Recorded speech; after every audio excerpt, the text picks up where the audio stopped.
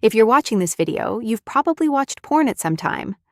But has anyone ever explained to you how it can affect your desire, your choices, or even ruin your sex life? I'm telling you this because the numbers don't lie. According to surveys, between 80 and 100% of young men consume pornography.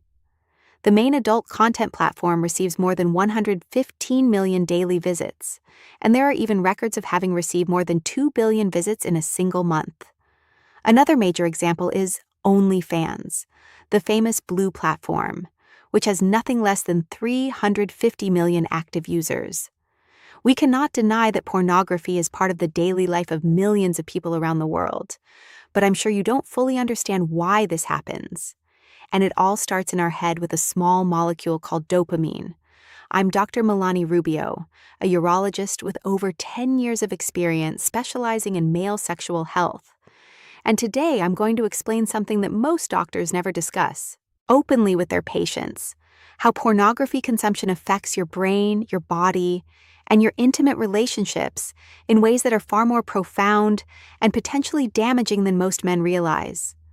This isn't a moral judgment. This isn't about shame or guilt. This is about understanding the science of what's actually happening inside your brain and body when you consume pornographic content, especially when that consumption becomes frequent, intense, or compulsive. Before we dive deep into this topic, I want you to know that if you've struggled with pornography use, if you've noticed changes in your sexual function or your relationships, if you've tried to cut back and found it surprisingly difficult, you are not alone, you are not broken, and you are not beyond help. The brain is remarkably plastic, meaning it has an extraordinary capacity to change, adapt, and heal when given the right conditions and support. Dopamine regulates both the desire for something and the action we take to get it, as well as the reward we obtain when we achieve it. It also consolidates the neural connections that make us seek these stimuli in the future. Let me give you a simple example to illustrate how this works in everyday life. If right now you see the image of a smooth, sweet chocolate bar, one of those that melts in your mouth, you'll probably get the urge to eat one. That desire will motivate you to take action, perhaps getting up from your chair and going to the store to buy chocolate. And if you eat it, you'll probably experience a lot of pleasure. That memory of the chocolate, that pleasurable experience, gets encoded in your brain for future reference. And that's why on another day you'll probably go buy yourself another chocolate bar, because you remember the pleasure that eating that chocolate gave you on that particular day. That sensation of anticipated pleasure that drives us to seek a reward is controlled by dopamine. And the bigger the reward we can obtain, the greater the dopamine release we're going to generate. Chocolate acts as what scientists call a superstimulus. It releases far more dopamine than a simple food like a vegetable. In fact, I doubt that many people watching this video are going to jump up from their chair right now and go buy a stalk of broccoli from the corner market. And this concept of superstimulus is extremely interesting to me because it doesn't only affect humans. It's been observed in many other animal species. I'll tell you more about this in a moment. But while I drink this glass of water, let me ask you something. What if porn acts the same way as the chocolate I just used as an example? And indeed, that's exactly what happens. With pornographic videos, the same thing occurs as with junk food. Thinking about the pleasure that watching a video can give us will lead us to take action, probably grabbing our computer or our phone, and thus obtain the reward. By watching a pornographic video, we're probably going to obtain immediate and very intense gratification. And that's when we're going to be releasing a lot of dopamine. And this is part of what can bring us big problems in the future. To understand this better, we need to quickly recall the phases of sexual response. A stimulus provokes an increase in arousal levels. And when this arousal reaches its maximum, the person will have an orgasm with ejaculation. These stimuli can be of different types. For example, they can be tactile stimuli, having skin-to-skin contact of the genital region with another area. We can also have mental stimuli, such as fantasies, memories, or simply something that crosses our mind at that moment. And of course, what interests us most today? Visual stimuli. This ranges from being with your partner and seeing your partner without clothes, to stimulating yourself by watching photos or adult content videos. And this is only the beginning of all the problems. When we talk about porn, we're talking mainly about repetitive and even exaggerated visual stimuli. This is where everything starts to get complicated. First, there's only visual stimulus. When someone watches pornography, what they're doing is obtaining a visual stimulus by observing two or more people having sex. And think about the fact that they're watching it in third person, from outside, from a point of view that we don't normally have. The arousal is concentrated mainly in the visual aspect, and not so much in the connection with the body, with the other person, or even with the intimate environment and situation itself. This makes me think, and I'd like you to write in the comments, what would happen when someone who stimulates themselves visually is with their partner with the lights off? That is, when they can't see anything. The second problem with pornography is that we're going to observe people in scenarios that are not real and are not adapted to everyday life. Actors with highly worked bodies, actresses with prominent curves, enormous penises, exaggerated positions to increase the level of stimulation. And let's not even talk about the performance these people show in videos. Erections that are rigid as if they were stone, or very vigorous in and out movements that can go on for hours in the video. Add to that the screaming, the hitting, the violence, and extremely risky situations that can be seen in pornography. All of this generates expectations that are extremely complex to carry out in real practice. And there's an additional detail we need to take into account, and that's that most videos involve editing. I'm not just talking about the fact that certain scenes can be cut, deleted, and reassembled, but there's something a bit more interesting. Think about how video editing can even erase imperfections or marks on the body. And something that's even more striking is the addition of color. By altering colors in a video, certain tones, such as pinks or reds, can be made to stand out much more than the rest of what you're watching, and thus we can generate a superstimulus. The third problem with porn is that this is on-demand content. When consuming pornography, we get used to seeing what our mind wants to ask for. For example, people with certain physical attributes or certain situations or role-playing games, as well as different numbers of people and in different environments. In short, the list of categories is immense. The problem is that the brain shapes its standards with what it sees most, and especially when you start giving it that reward it asks for. Porn installs a parameter that is unreal.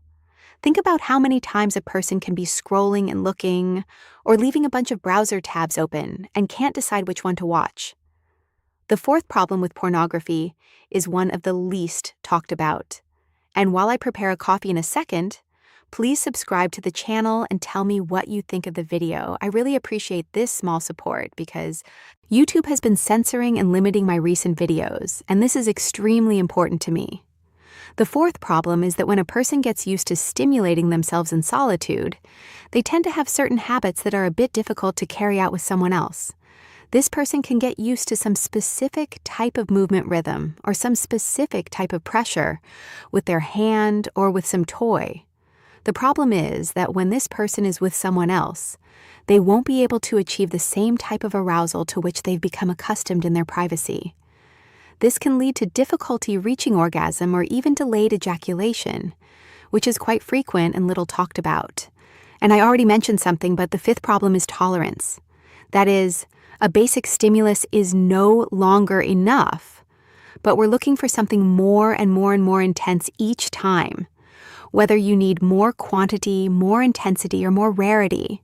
And all of this is related to our beloved dopamine. You might know someone who's browsing the internet and has a bunch of tabs open with many videos and can't decide on any of them. And despite having already selected an impressive amount of content, they can't decide on any because they can't manage to stimulate themselves with any of this content. It's also true that browsers tend to show more intense content the more time you spend on the browser. That constant search for the perfect video or photo keeps our dopamine at high levels until it drops.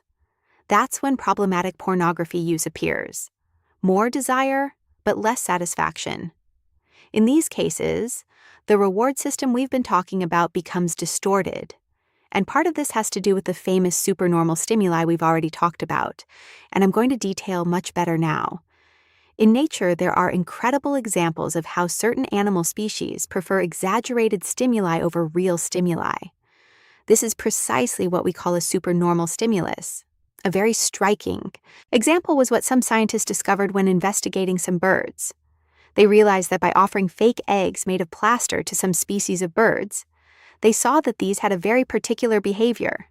When the birds were exposed to larger, more striking eggs, with more contrast or bright colors, they preferred to incubate those eggs instead of their real eggs, precisely because this difference in size and colors generates a supernormal stimulus for them. And surely now, on the side, you're going to see a very curious image, and it's my favorite example. In the image, you're going to see a beetle that's trying to copulate with a beer bottle. If you look closely, the pattern that bottle has is very similar to the beetle's exoskeleton. The only difference is that the bottle is much larger and has much brighter colors.